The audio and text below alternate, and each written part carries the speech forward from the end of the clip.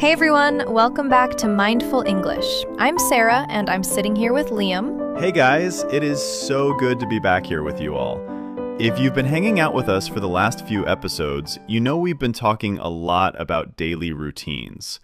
We talked about how to talk to yourself during your morning commute or while you're grabbing coffee, just to keep your English brain active. Yeah, and we've been getting so many incredible messages from you guys trying this out. But reading through those messages, Liam, I noticed a really common theme.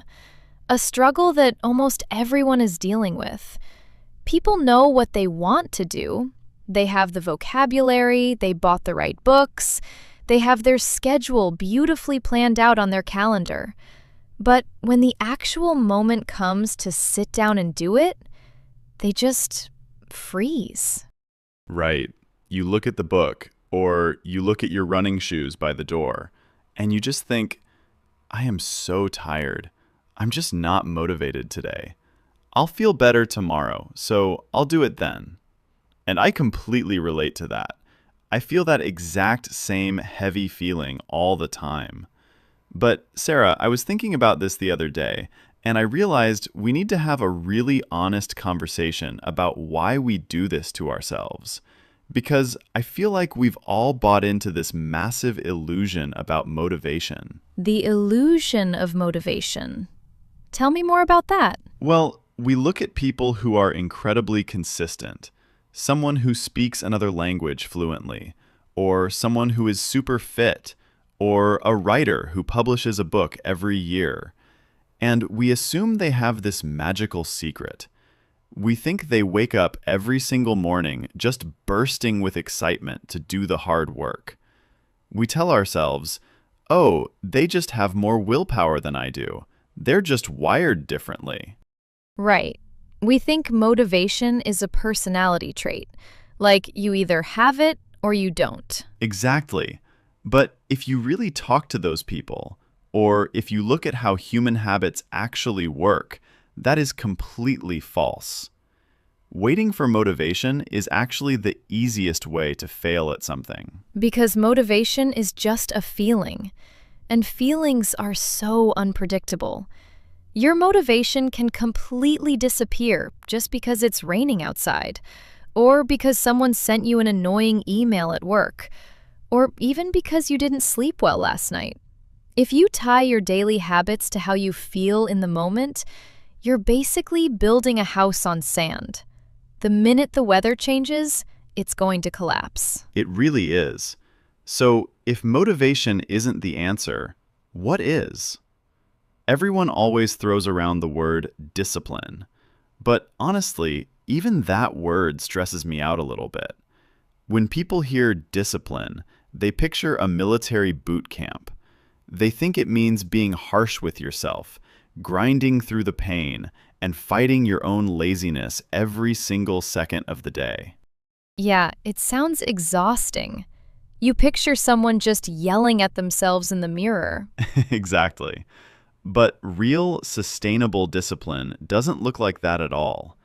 It's not about fighting a war inside your head every morning. It's actually about making peace. It's about designing your life so that you don't have to fight yourself at all. Sarah, you were telling me something fascinating about this the other day, about how our brains actually handle decisions. Yes, I was reading about this recently, and it completely changed how I view my own lazy days. So, our brains are basically wired to be as efficient as possible. They want to save energy. Every single time you make a decision, no matter how small, you burn a little bit of that mental energy. When you wake up and start negotiating with yourself, should I work out now or later? Should I study for 20 minutes or just 10? Should I have oatmeal or toast? All of those tiny little choices drain your battery. Oh, the morning negotiation. I know that so well. You lie in bed just debating with yourself. Right. Just the debate itself exhausts you. It's that feeling of decision fatigue. By the time 3 p.m. rolls around, you feel like you can't even decide what to have for dinner because your brain is just fried from making choices all day. So, if you wait until 7 p.m. after a long day at the office to ask yourself, do I feel like studying right now? The answer is always going to be no. Your brain is depleted. It will naturally choose the easiest option, which is usually crashing on the sofa. That makes so much sense. So what people who are really consistent do is they remove the decision entirely. They don't use their energy to force themselves to study. They use their energy to build a system where the choice is already made. They go on autopilot. Exactly. They go on autopilot. Think about brushing your teeth in the morning. You don't stand in the bathroom staring at your toothbrush, having a deep internal debate. You don't ask yourself, am I motivated to brush my teeth today? Maybe I'll just do it on the weekend when I have more energy. No, you just pick it up and brush them. You just do it. It requires zero emotional energy because it's not a choice anymore. It's just what you do. But Sarah, let's keep this grounded in reality. Because going on autopilot sounds beautiful when we talk about it here. But for a listener sitting in their car or on the subway right now, feeling totally overwhelmed, how do they actually build that autopilot mode? I think the biggest mistake we make is that we set the bar way too high. We want to change everything overnight. We tell ourselves, starting tomorrow, I am going to study English for a solid hour every single day. But staring at an hour of focused work feels incredibly heavy. It's too much friction. Instead, you have to shrink the habit down until it feels almost ridiculous. Shrink it down. Like how small? Like 2 minutes small. If your goal is to read a book in English, your actual daily habit shouldn't be read a chapter. Your daily habit should be sit at the desk, open the book, and read one single sentence. Wait, just one sentence? That doesn't feel like you're actually making any progress. It doesn't feel like it on the surface, but you are actually doing something much deeper. You are proving to yourself that you are the type of person who shows up.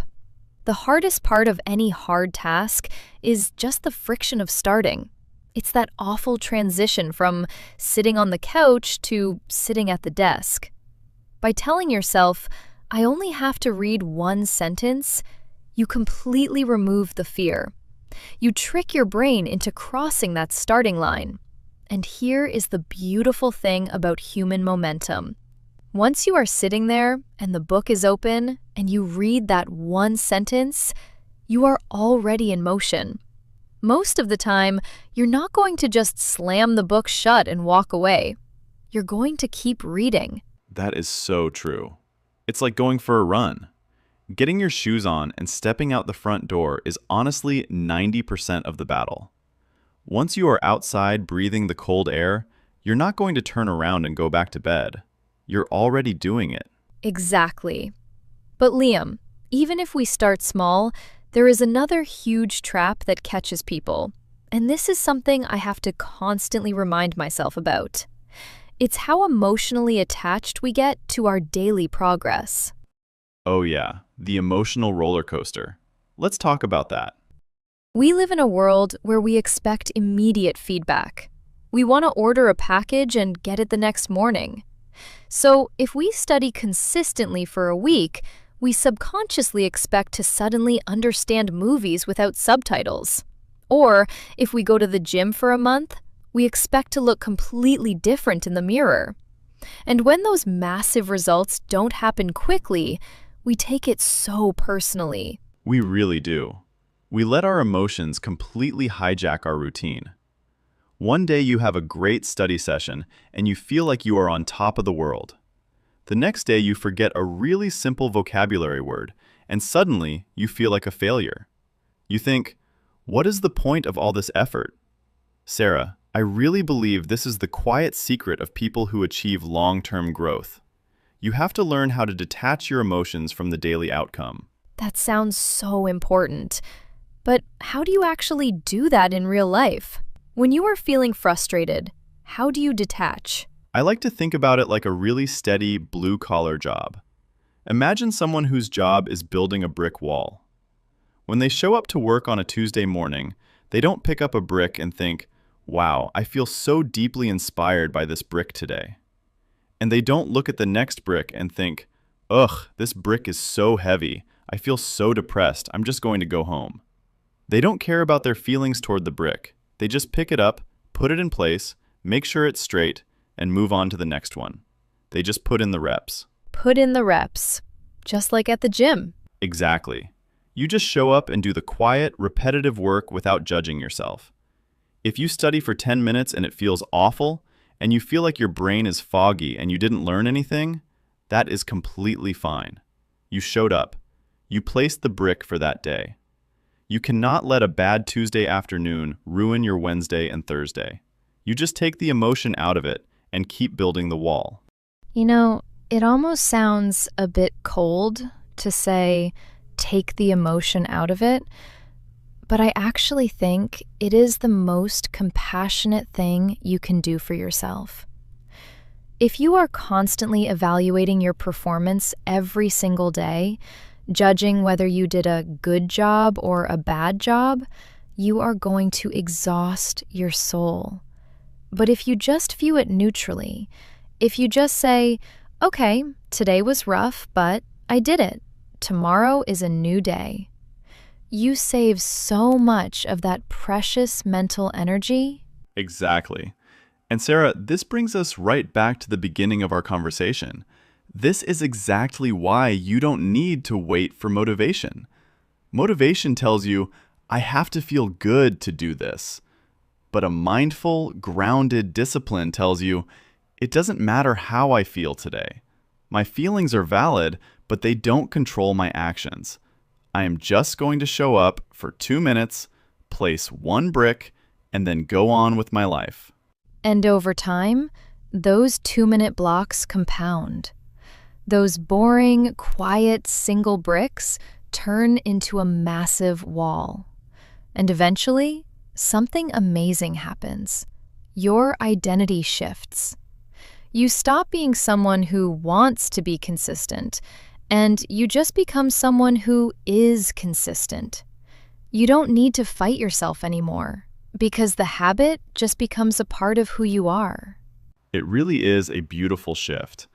And honestly, just talking through this with you makes me feel so much lighter. It takes all the heavy pressure off. We don't have to be superheroes. We don't have to be perfectly motivated.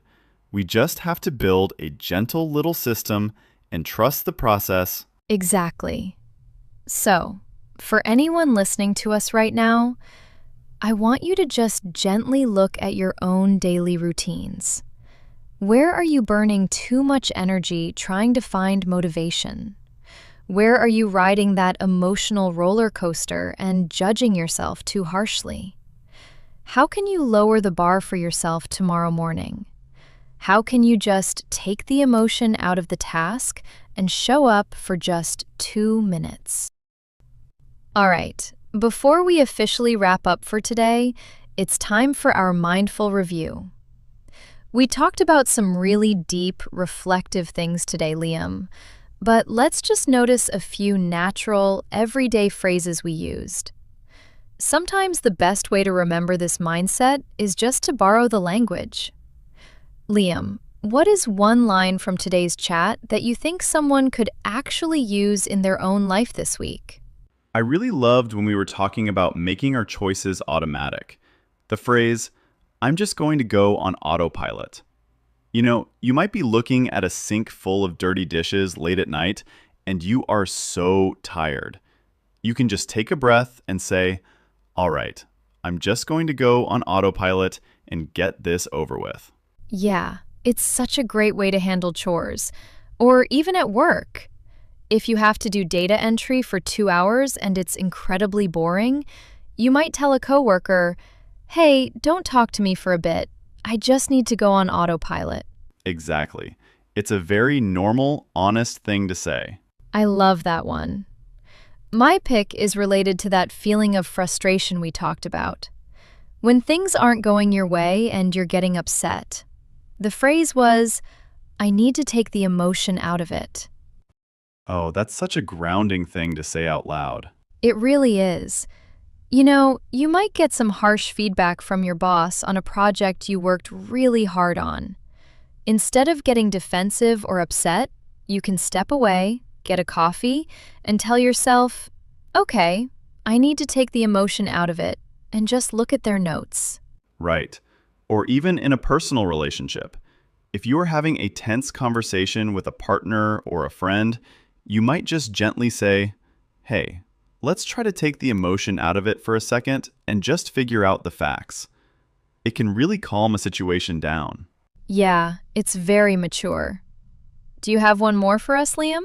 Yeah, my final pick is from when we were talking about that bricklayer. The phrase, I just need to put in the reps. Yes, such a classic phrase. If you're learning to play the guitar and your fingers hurt and the chords sound terrible, you don't need to quit. You just remind yourself, it's fine.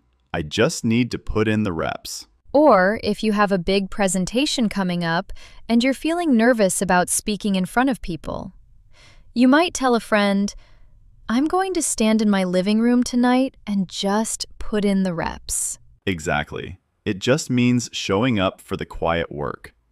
So, for everyone listening right now, which one of these sounds like you today? Are you looking at a big, boring task and thinking, I'm just going to go on autopilot? Are you feeling overwhelmed or frustrated with a situation and realizing, I need to take the emotion out of it? Or are you just feeling tired, but you know deep down, I just need to put in the reps? Whichever line feels true for you right now, try saying it to yourself out loud tomorrow. It really helps. And actually, we would love to hear from you guys. Have you ever felt stuck in that motivation trap we talked about? Or is there a specific habit in your life right now where you are trying to just put in the reps? Tell us in the comments. If you're comfortable, share a short story about your own routine or your own struggles. You are definitely not alone in this. We all fight this battle every single day. We really do.